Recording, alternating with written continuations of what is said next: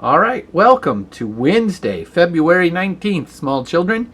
We have another grammar exercise for you today.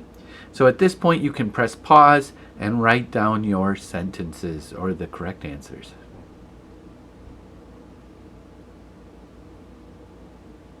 And we're back.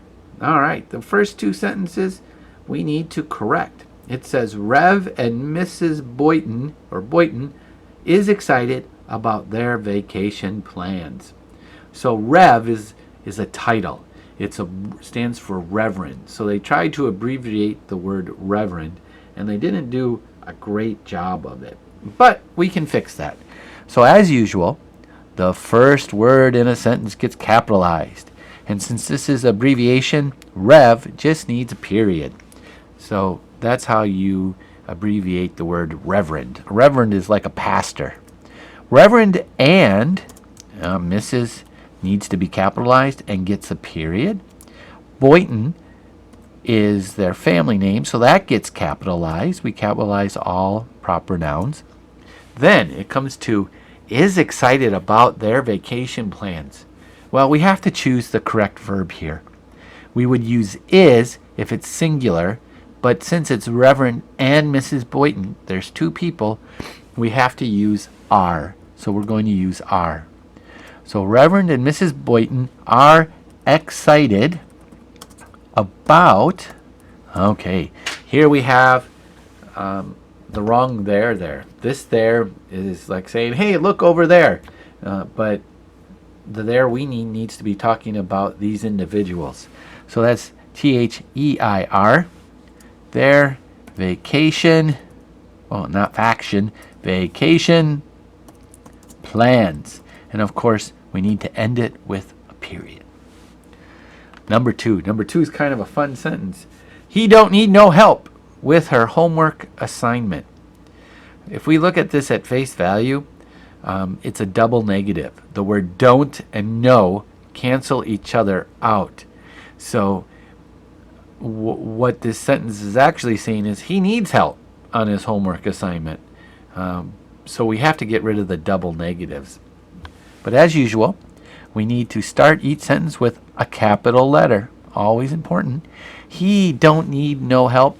We're not going to say don't. We're going to say he doesn't. And that's a contraction, so we need to put the apostrophe between the N and the T. He doesn't need. Now, we don't say no help because the proper way to say it is instead of saying no, you would say any. He doesn't need any help with, oh, look at here. This is interesting because here we have a male pronoun. And over here, we have a female pronoun. He doesn't need any help with, well, we need to make them agree. We can't just have both pronouns in the sentence because we're talking about one single person. So you might say, how do I know which one to use? And I would say, go with the pronoun or the gender of the first pronoun. So if this is a boy, make this a boy. If this would have been a girl, then you make that a girl. So he doesn't need any help with his homework assignment. And we end the sentence with a period. Good. All right. Circle the cause and underline the effect. So remember, the cause is what makes something happen. The effect is the result of it. The fisherman had to be rescued after his boat sank. So this sentence is interesting because we have the effect after the cause or before the cause. So the cause is the boat sank. I'm going to highlight that. The boat sank, and the effect is he had to be rescued. So I don't know if I can't really circle that, I don't think. So maybe we'll underline it. How's that? You guys had to follow the directions, but I don't have a means to do that.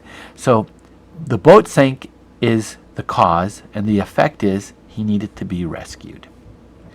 And normally we think of the cause coming before the effect, but it doesn't always happen. All right, singular or plural. So singular means one, plural means more than one. So the word people, is that singular or plural? Well, it's going to be plural. The singular form of people is person. So you have a person or people. People is the plural. Next one. Give the past tense of the verb buy. Well, we can go through a whole slew of these, but the past tense of the word buy is bought. I bought some candy, or I bought some food, or I bought a plane ticket to go back to China. So the past tense of the verb buy is bought. And that brings us to an end of our grammar lesson today. We'll see you tomorrow.